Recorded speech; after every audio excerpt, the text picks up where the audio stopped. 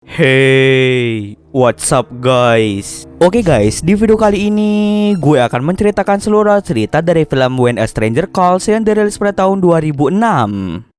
Film ini diawali dengan memperlihatkan sebuah festival atau pasar malam yang dihadiri oleh banyak orang.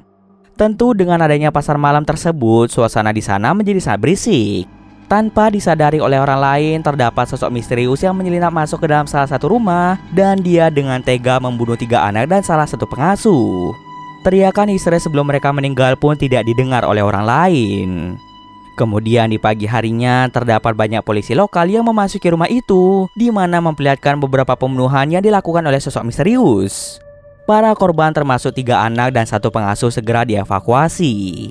Scene kemudian berpindah dengan memperlihatkan kota Fernhill, Colorado yang letaknya 125 mil jauhnya dari tempat kejadian pembunuhan tersebut. Terdapat seorang wanita cantik bernama Jill Johnson yang berusia 16 tahun. Jill saat ini sedang bersekolah di sekolah ternama di Fernhill.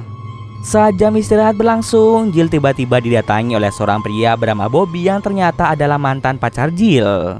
Dulunya mereka berdua sempat berpacaran, akan tetapi hubungan mereka berdua telah kandas dikarenakan Bobby terciduk berselingkuh dengan teman Jill yang bernama Tiffany. Sejak saat itu, Jill tidak ingin lagi berbicara dengan Bobby. Bobby sudah berusaha untuk meminta maaf pada Jill atas perbuatannya, namun Jill tidak bisa memaafkan perlakuan jahat yang dilakukan oleh Bobby. Ketika jam pelajaran melukis sedang berlangsung, Jill didatangi oleh Tiffany yang ingin meminta maaf karena telah berselingkuh dengan Bobby. Akan tetapi Jill hanya terlihat murung dan tidak bisa memaafkan Tiffany. Setelah jam sekolah selesai, Jill segera pulang bersama dengan ayahnya. Dalam perjalanan pulang, ayah Jill marah padanya yang selalu saja bermain HP. Maka dari itu ayahnya memutuskan untuk menghukum Jill dengan cara memaksanya untuk menjadi babysitter di sebuah keluarga yang sangat kaya raya. Pada awalnya Jim tidaklah setuju dengan ide dari ayahnya. Namun dengan sedikit paksaan, akhirnya Jill mau menuruti apa yang dikatakan oleh ayahnya. Kemudian pada sore harinya, ayah Jill langsung mengantarkan Jill menuju ke rumah keluarga Mandrakis. Sesampai di sana, Jill disambut hangat oleh tim Mandrakis dan Kelly Mandrakis. Tanpa berlama-lama lagi, Kelly mulai mengajak Jill untuk berkeliling sejenak di rumah tersebut agar nantinya Jill tidak merasa kebingungan. Kelly menyuruh Jill supaya tidak ribut karena kedua anak mereka sudah tertidur lelap di kamar. Rumah itu sangatlah besar dan di sekitar rumah terdapat banyak barang-barang mewah. Jill juga diperbolehkan untuk memakan makanan yang ada di kulkas.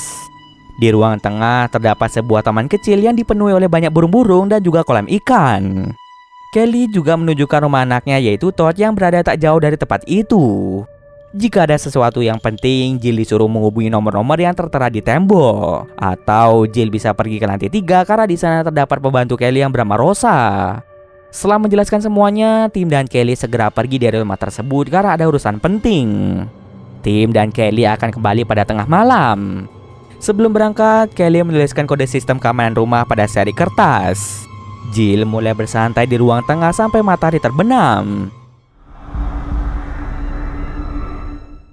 Tidak tahu ingin melakukan apa, Jill secara nekat masuk ke dalam kamar Kelly dan di sana Jill melihat ada banyak sekali perhiasan.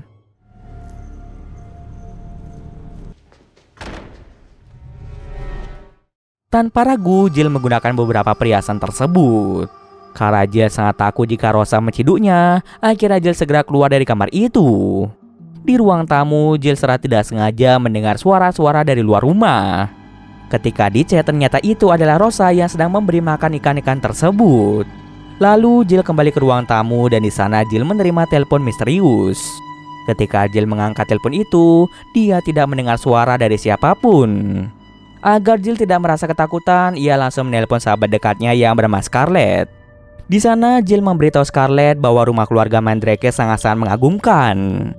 Lalu Scarlett memberitahu Jill bahwa mantan Jill yaitu Bobby ingin meminta nomor telepon rumah keluarga Mandrakis.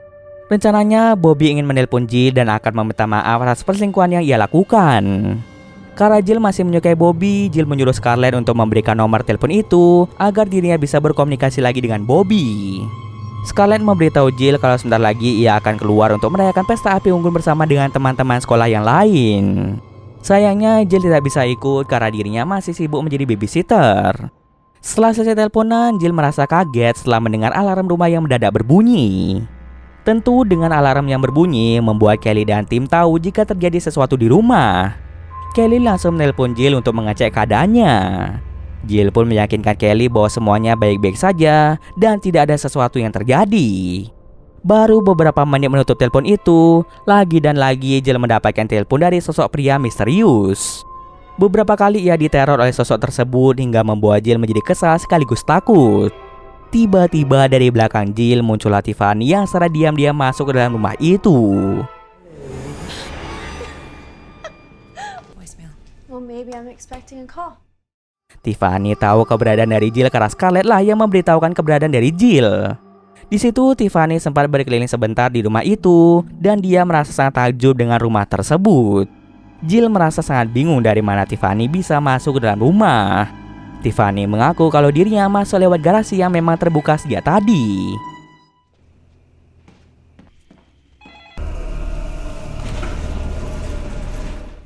Karena Tiffany sembarangan masuk ke dalam rumah orang, Jill mulai menyuruhnya untuk pulang saja.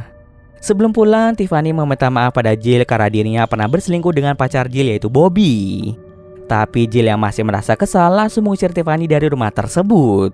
Tiffany pun dengan terpaksa pergi dari rumah itu di tengah badai yang menerjang. Saat Tiffany ingin memasuki mobil, ia seperti merasa diikuti oleh seseorang. Ia bergegas masuk ke dalam mobil dan hendak pergi dari tempat itu.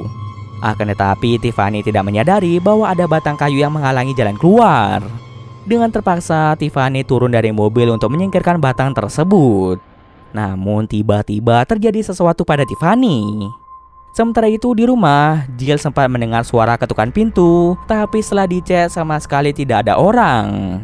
Mulai dari situlah Jill merasakan hawa kehadiran seseorang misterius dan dia segera mengaktifkan sensor alarm di rumah itu. Agar lebih aman lagi, Jill juga mengunci pintu rumah itu. Tak berselang lama, Bobby menelpon Jill, akan tetapi karena koneksi yang sangat buruk akibat badai, membuat telepon pun terputus.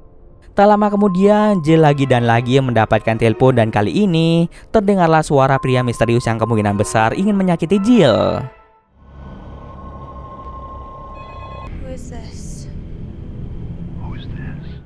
Karena hal tersebut, Jill mencoba menelpon Scarlett dan ayahnya.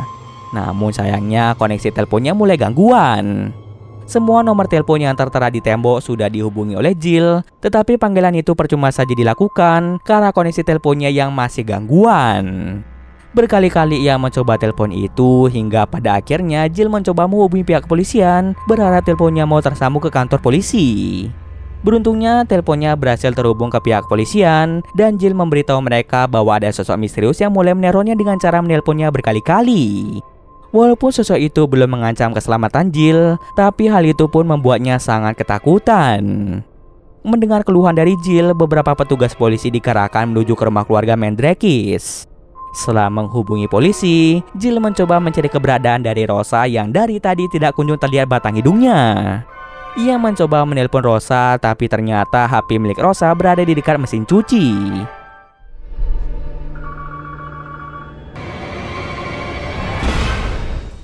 Tak berselang lama, lagi dan lagi sosok misterius itu menghubungi Jill dan menyuruh Jill untuk mengecek keberadaan dari anak-anak.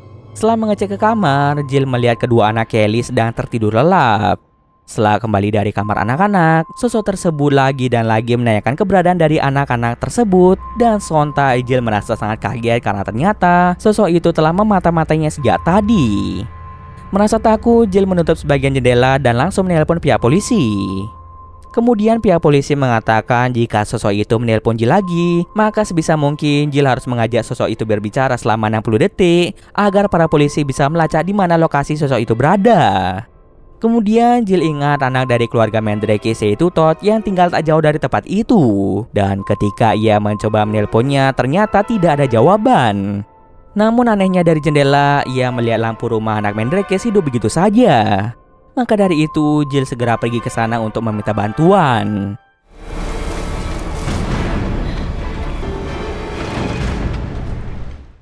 Sesampai di sana, Jill tidak menemukan siapa-siapa, sehingga hal itu membuat Jill terpaksa kembali lagi ke rumah keluarga Mandrakis.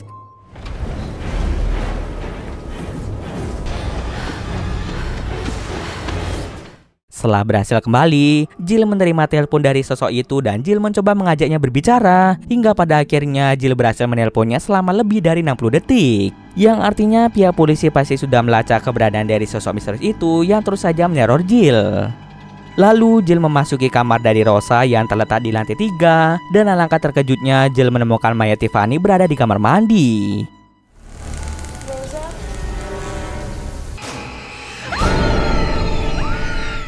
Di saat yang sama, polisi kembali menelpon Jill yang menyatakan bahwa sosok tersebut berada di dalam rumah dan polisi menyuruh Jill untuk keluar rumah secepatnya. Sontak hal itu membuat Jill sangat kaget dan tak berselang lama, listrik di rumah itu padam. Kemudian Jill memasuki kamar anak-anak karena mereka adalah prioritas utama. Akan tetapi, Jill tidak menemukan keberadaan dari anak-anak. Ketika ditelusuri, ternyata anak-anak merasa ketakutan dan sedang bersembunyi di dalam lemari. Lalu Jill melihat dengan jelas kalau sosok itu berada di atas plafon dan mulai menyerang Jill dengan brutal. Dia membawa senjata dan hendak membunuh Jill dan anak-anak. Sepertinya dia merupakan sosok psikopat yang telah membunuh 3 anak beserta seorang babysitter yang kita lihat di awal cerita. Psikopat itu mencoba mendobrak pintu yang ditutup oleh Jill. Agar mereka tidak terluka, mereka memutuskan untuk melewati jendela menuju ke taman yang ada di ruang tengah. Untuk mengalihkan pandangan psikopat itu, Jill menghidupkan air untuk memandikan burung. Kemudian Jill menyuruh anak-anak bersembunyi, sedangkan dirinya akan bersembunyi di kolam ikan. Alangkah terkejutnya karena di sana Jill menemukan Rosa yang ternyata sudah meninggal akibat psikopat tersebut. Di sana ada kesempatan anak-anak mulai lari keluar rumah, tapi pintunya terkunci dan mereka tidak bisa menjangkau kunci tersebut. Alhasil mereka bersembunyi di sebuah tempat sementara Jill tertangkap oleh psikopat itu dan beruntung saja dia mampu melarikan diri serta mengunci pintu ruangan yang penuh akan burung. Namun tanpa diketahui Jill, ternyata psikopat itu berhasil keluar melalui celah-celah kaca yang mampu dibobol. Dengan cepat Jill membawa anak-anak keluar dari rumah, sementara Jill tidak diperbolehkan untuk keluar oleh psikopat tersebut. Terjadilah pertarungan antara Jill dan psikopat itu, hingga pada akhirnya Jill mampu mengalahkan psikopat itu dengan cara menusuk tangannya.